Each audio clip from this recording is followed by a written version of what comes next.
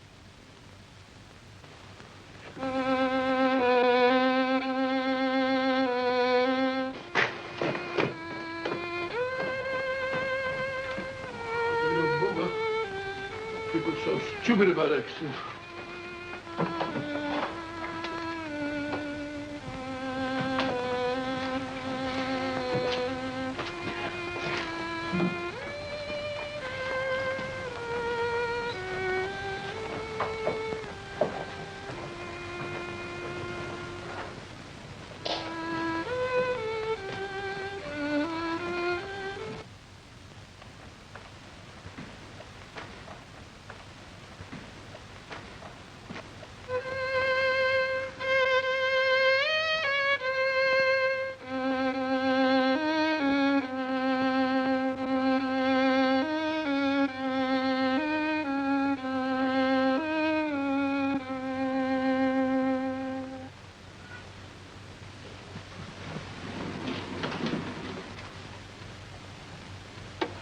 Oh, Professor Moriarty.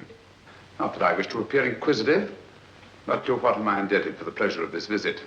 Scotland Yard will be interested.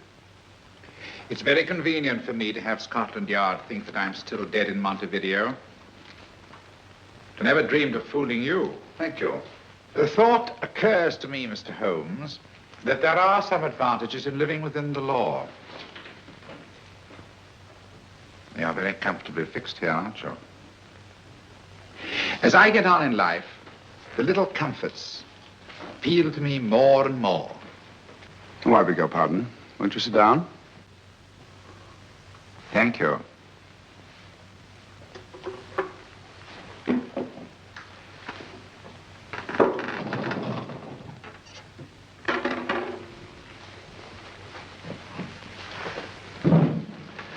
And now, Professor Moriarty, what can I do for you? Everything that I have to say to you has already crossed your mind. And my answer has no doubt crossed yours. Yes, final? What do you think? I shall not rest until you are hanged for the finger murders. You've no proof, you know.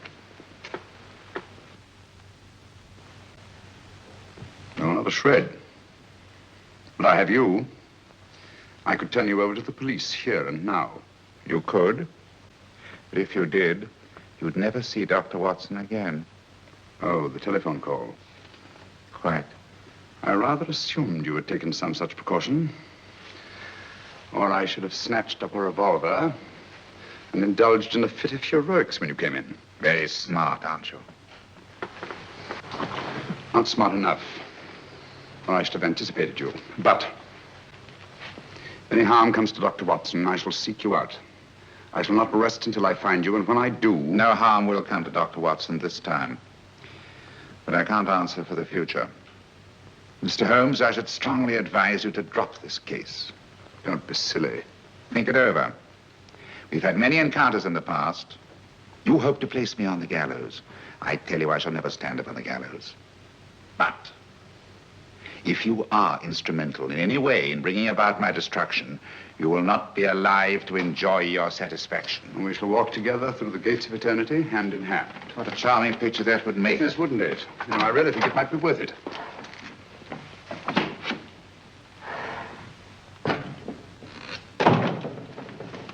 Shoelaces, Governor? Tuppence a pair. And strong enough to hang yourself. How many more times must I tell you I don't want your filthy shoelaces or your company?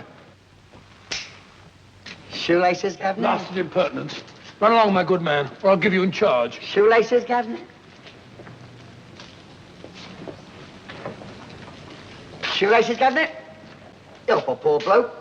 What's only got one arm? Any luck with Mr. Holmes? You can read his obituary in tomorrow's papers.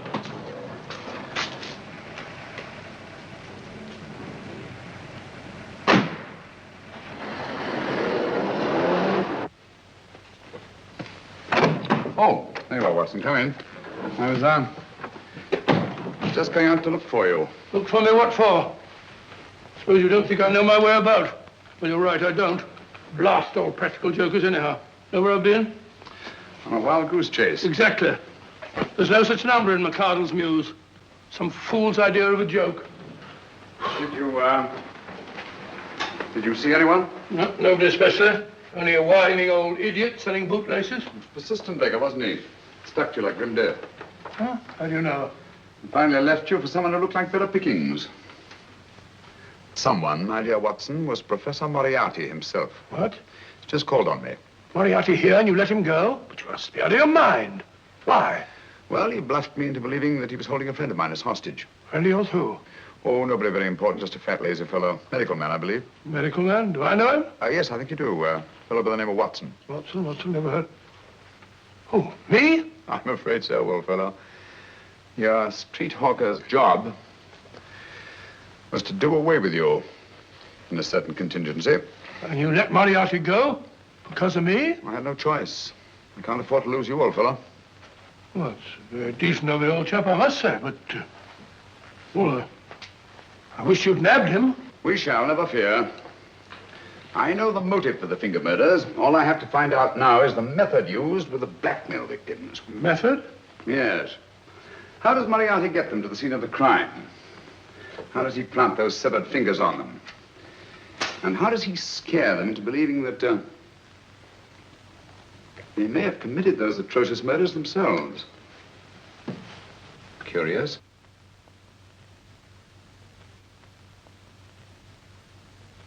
Very curious. Huh? Curious? What's curious? That window in the empty house across the street. First floor front. Huh?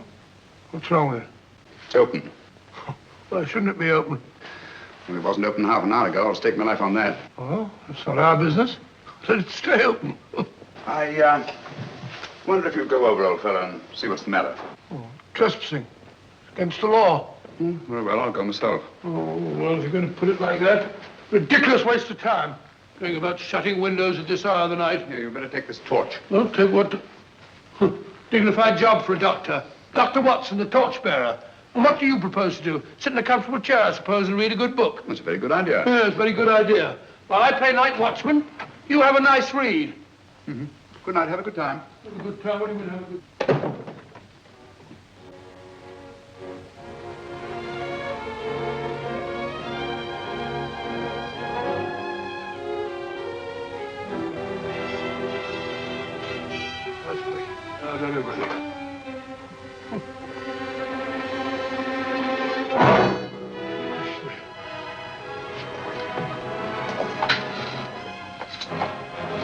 For?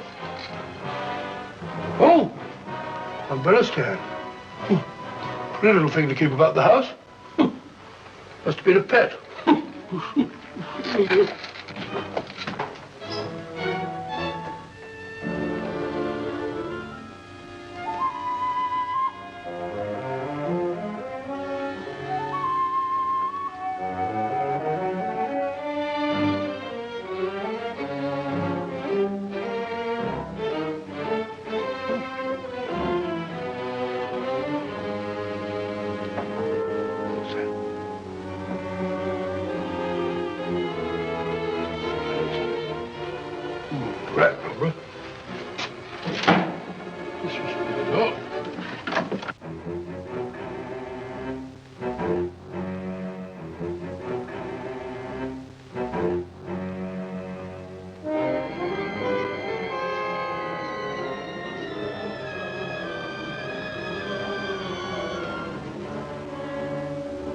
He sits comfortably reading a book.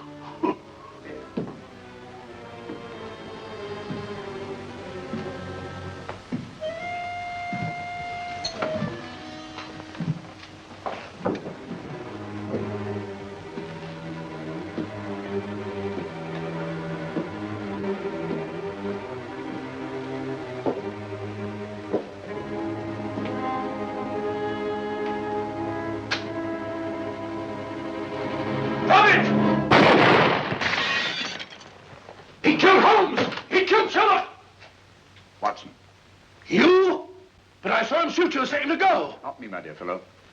Merely the bust of Julius Caesar. Incidentally, you may have noticed that all through the ages, prominent men have prominent noses. Oh, I'm afraid we're in for terrible trouble again with Mrs. Hudson. Windows smashed, plaster all over the floor.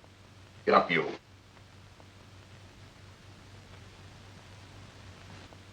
Corporal Williams, Middlesex Regiment. Discharged from the army as physically unfit. Huh. Papers seem in order.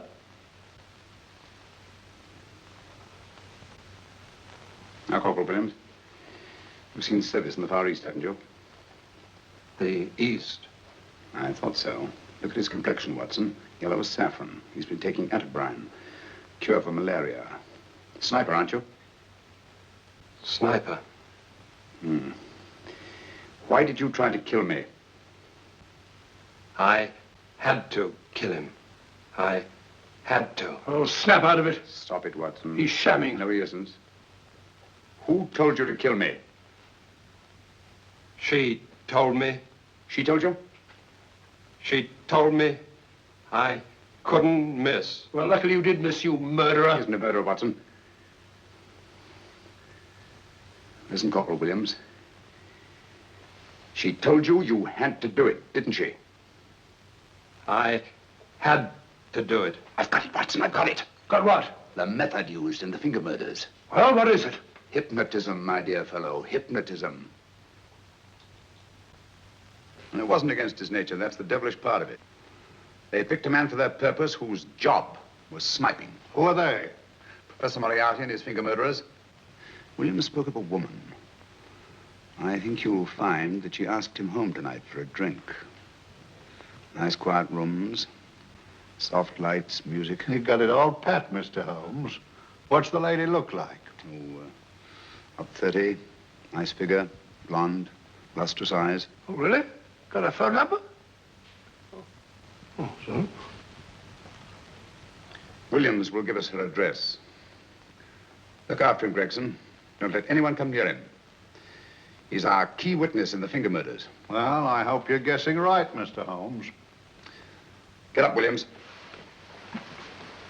Now, go with Inspector Gregson anywhere he tells you. Come on. Yeah. Ring me as soon as he comes to himself, will you? I will. Good night, gentlemen. Good night. Well, if you believe that fellow Williams was hypnotized, I suppose you think Sir George Fenwick was hypnotized too. Yes, I'm quite sure of it. Have a cup of tea? Thanks, old boy. Nothing to eat. Well, why didn't these people make Sir George do the murder himself? Because they didn't want to get him hanged. They wanted to blackmail him. Well, who do you think the actual murderer is? One of Moriarty's gang. A diabolically simple technique. Kill a woman. Yes, but why cut off the fingers? My dear fellow, don't you understand? The severed finger is what links the blackmail victim to the murder. He wakes, finds the grisly thing in his pocket. He doesn't know how it got there. He's no idea that he's been hypnotized. For all he knows, he may have committed the atrocious crime during some dreadful lapse of sanity. In that state, when he's utterly demoralized, the blackmailers take over. Is that it? Undoubtedly. You see, they swear that they saw him commit the murder.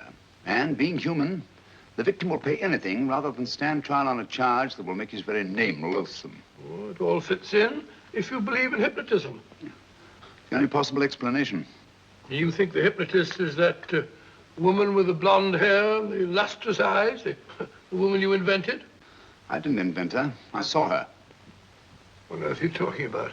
That woman, my dear Watson, was with Sir George when he left Pembroke House. I saw her there. I shall see her again, and Williams will lead me to her. That's why it's so important to keep him safe. He will identify her.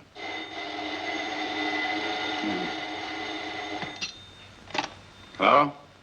Yes? Inspector Gregson? What? Well, get every constable in the district. Yes, I'll be over at once. What's happened, Holmes? Williams is missing. Great Scott! Come on.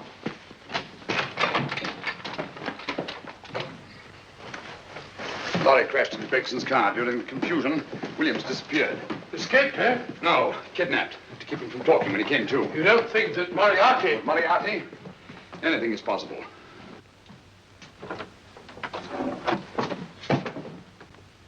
Williams! Dead. You see, anything is possible.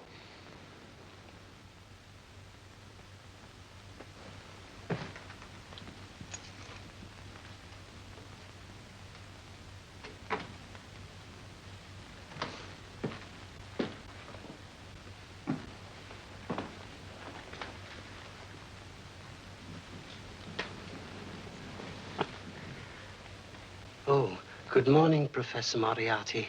You startled me. I'm dressing another dolly, a dear little nurse. Is there anything wrong with your finger? Just a splinter. Nasty thing, splinters. Most trying. One can't be too careful, but I'll get it out for you. I have the very instrument to help you. Sharp enough to split a hair. Put those tools away until they're needed. But they're not tools, sir. They're instruments. Put them away. Is Lydia in? Yes. But really, you should let me. Get dressed. Holmes and Watson just left Baker Street for the Mesmer Club. Mesmer Club? The meeting place of all the top hypnotists in London. Do you suppose that Mr. Holmes is onto our method? If he suspects, it's merely a suspicion. It's our business to see that it ends there. I hope you're right. Williams passed away before he could talk, remember? What do you want me to do? Go to the Mesmer Club, meet Holmes, and induce him to come back here. Isn't that a bit dangerous? Every meeting with Sherlock Holmes is potentially dangerous. However, you say he didn't see your face at Pembroke House. And how would you suggest I get Mr. Holmes to accompany me here? Kidnap him? Oh, no. Holmes has one weakness, his insatiable curiosity. If you can arouse that, you can lead him anywhere. It's up to you to take advantage of any opportunity that may arise. This way, please, gentlemen. I'll tell Dr. Onslow that you're here. Thank you. So this is the Mesmer Club.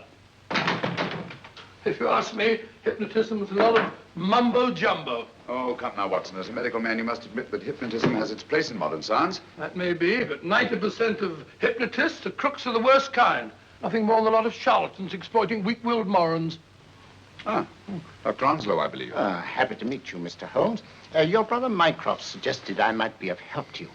He's a valued member of our little group of charlatans and crooks. Oh, beg your pardon, sir. I didn't know you were listening. Behind the curtain. My friend, Dr. Watson. Oh, delighted. How do you know? I wonder now. You see, we're in the midst of a little experimental session at this very moment. If you'd care to join us.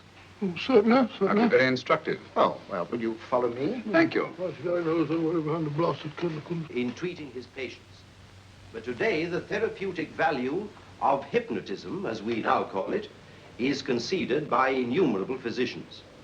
Especially is it of value in surgical cases where the administration of local or of general anesthetic is inadvisable. Inadvisable poppycock. Oh, sorry. For the sake of latecomers, I may say that I have placed this subject under profound hypnosis. In this condition, he can feel no pain, even under applications which normally would be excruciating. Excruciating? You excuse me, please. Carter, you are having a peaceful sleep. You feel nothing. Your arms and your hands are without sensation. Mowbray, the long needle.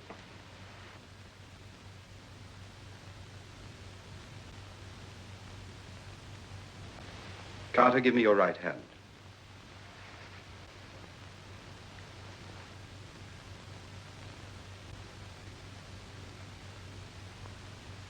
As you observe, the needle has been thrust completely through the subject's hand. No feeling, no pain. This lack of feeling is the one infallible test of profound hypnosis. Nonsense. Fellow's full of drugs. Oh, isn't he? Definitely not, Doctor. Wake up, Carter, wake up. You feel well and rested, remember. No pain anywhere. Wake up, wake up. I say, when are you going to begin? All through, Carter. Stand up. This way, sir. And, are these all the people that come here?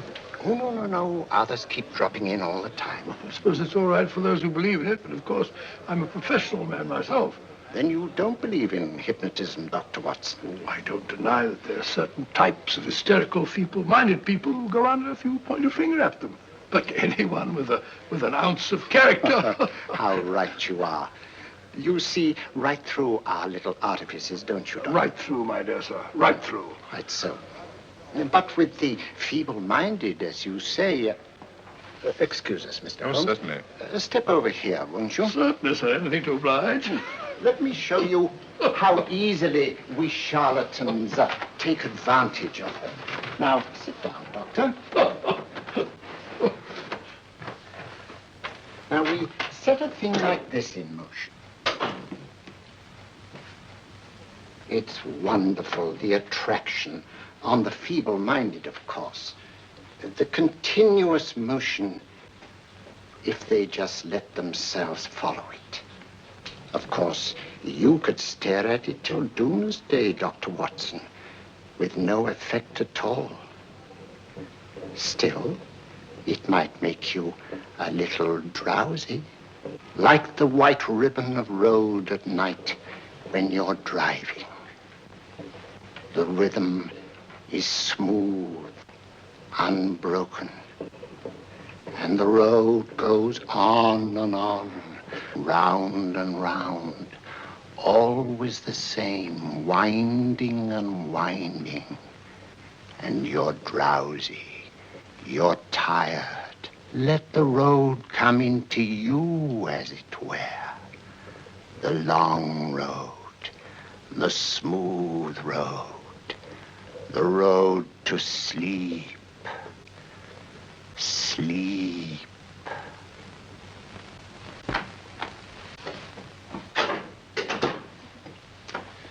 Open your eyes. Stand up. Turn around. And now, Dr. Watson, you're on a holiday in Scotland. The country is amazingly beautiful. We're coming to a stream. It isn't deep. Better take your shoes and socks off.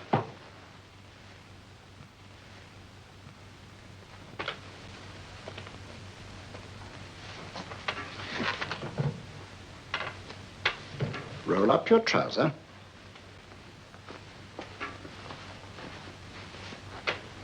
That will do. The other leg is waterproof. Turn around. Mind the pedals.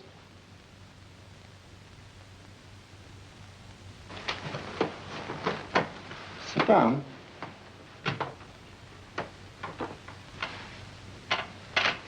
Wake up now.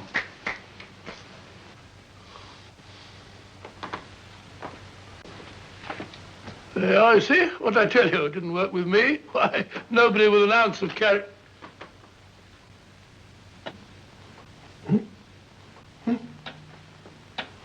I think you'll need these.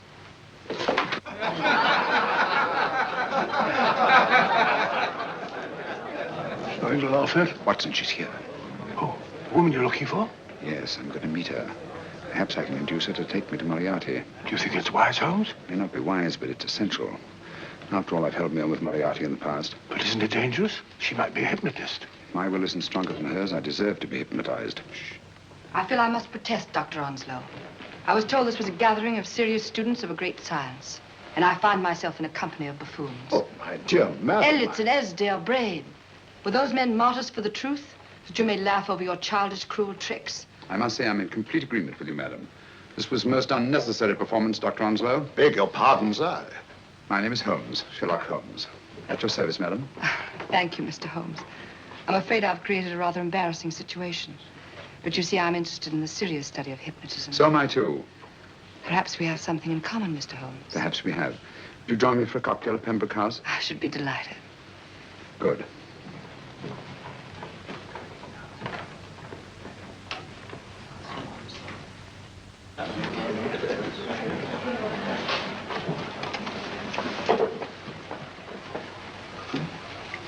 Thank you.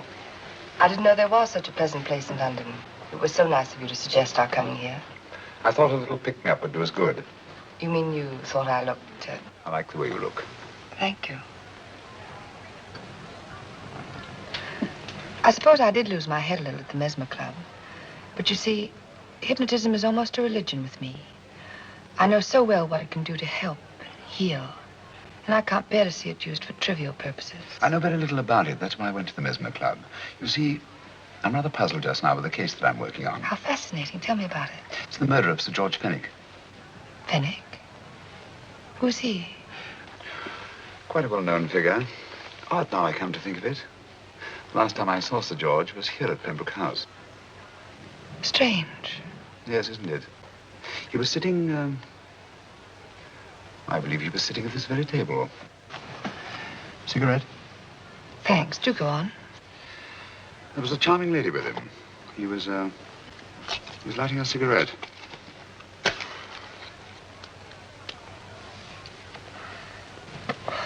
Charming. Did you see her face? No worse luck. Merely her back. How unenterprising of you. Yes, wasn't it? Afraid I'm getting a little older. I shouldn't say so. That's nice of you. Still, the first time in my life, I've got hold of a case that's beyond me. I'm actually losing sleep over it.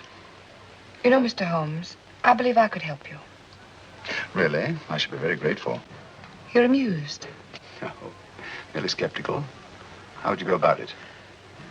I've used hypnotism more than once in healing. Not for profit. I'm not a professional. But I do think I could help you. If you'd care to... I can't think of a pleasanter experience.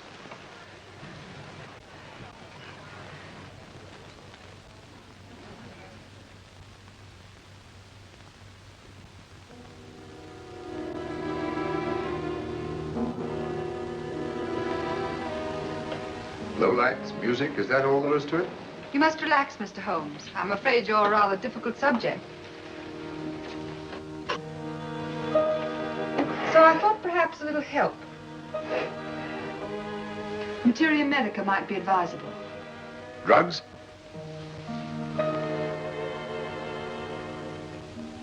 No, I'd rather not, if you don't mind. As a matter of fact, I'd rather not myself. But Schrenk-Notzing he practiced in Munich, you know. Believed it the best means for difficult subjects. Do you mind?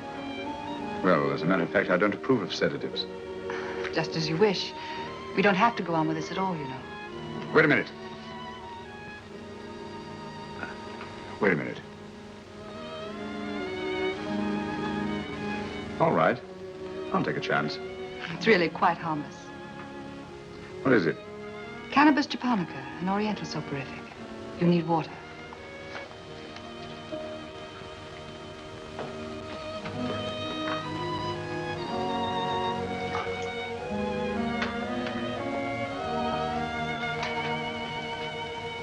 Thank you. Now sit down, Mr. Holmes. You'll feel yourself growing drowsy. Don't fight it. Give in to it. Because you do want to sleep, you know. Just fix your eyes on this one white flower floating on the water. Empty your mind of every other thought. Follow the motion of the water. So smooth. Not a ripple. Waters of forgetfulness. Steady. Deep. Strong. Strange, isn't it? How the light is reflected.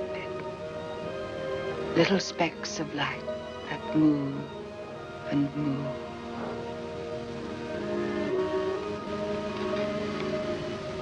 It's restful here. It's peaceful. It's friendly. And you're very close to finding what you're looking for. You'll find them soon now. The guilty ones. When you're rested, gentle waters closing over you. Steady, deep, strong, drawing you down, down, down.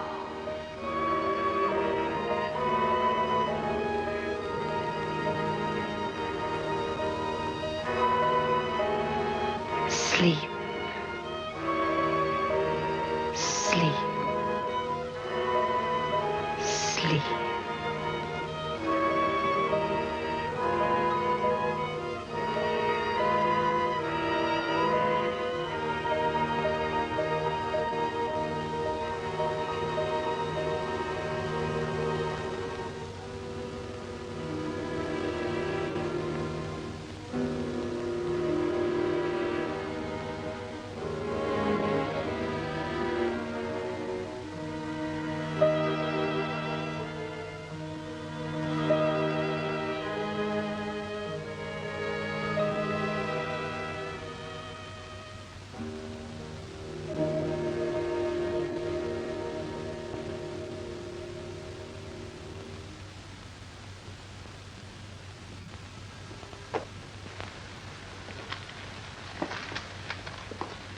Here he is, Professor Moriarty.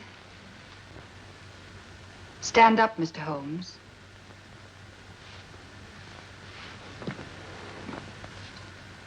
Open your eyes. Face this way. Are you satisfied? We are dealing with a clever man. He may be shamming. There's just one infallible test for profound hypnosis. You ready, Dr. Simnel?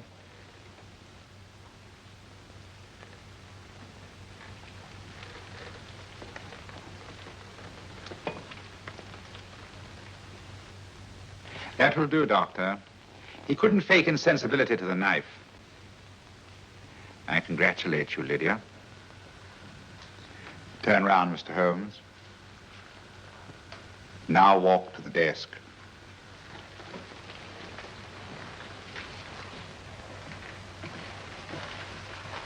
Sit down. Take that pen and write what I tell you to write. I have at last found a case which I cannot solve.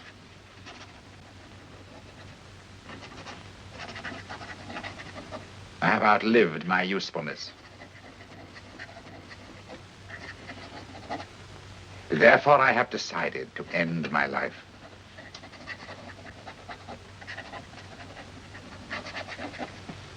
Sign your name. Now blot it.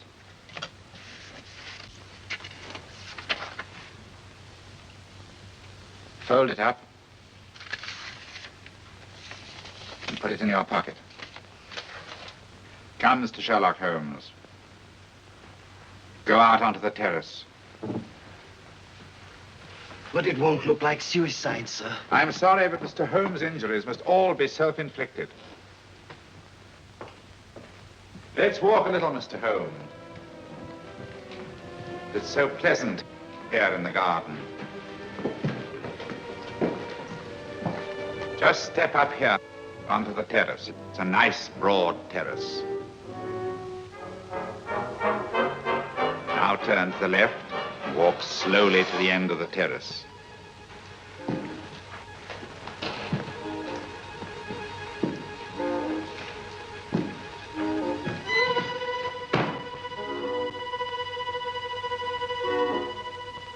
Don't stop. You must walk to the end, you know.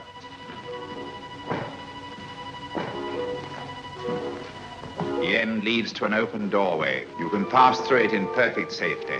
In the room beyond the doorway, you'll find what you've been looking for. Must you drag this on? This is the moment I've been anticipating for a long time, my dear.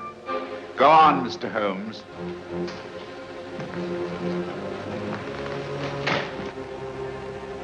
Through the open doorway, you will find the man responsible for the finger murders and the death of Sir George Fenwick. Professor Moriarty. Holmes! Stand still. What a beautiful view, Watson. I'm quite enjoying it. No, you're not. You're hypnotized. You're under a spell. Stand still. Don't move. Steady, Holmes. Steady does it. Stand perfectly still where you are. Nonsense, Watson. You don't know what you're doing. Of course I know what I'm doing. You mean you're not hypnotized? Certainly not. Then get off the wall, you idiot. Oh, look out! Holmes! Dear fellow. What were you doing up there? Holding the fort until you arrived. What kept you? Well, Ran into a spot of trouble on my way to Scotland Yard. I was arrested for exceeding the speed limit. Your luck seems to hold, Mr. Holmes. Well, I'd hardly call it luck, Professor. You see, I substituted a drug of my own for the one that this dear lady pressed on me. You are clever, aren't you? A drug that, although it leaves the subject conscious, renders him quite insensitive to pain. That accounted for my lack of reaction to Dr. Simnel's knife. Well, Gregson, quite an impressive haul. Even Inspector Lestrade himself couldn't have done any better. Thanks, Mr. Holmes. Take him away. All right, put her in the van. I was right, Mr. Holmes. You are a difficult subject. Thank you. And now, Professor, our score is settled. Au revoir until I see you on the gallows. The rope has not been made that'll go around my neck. Come on.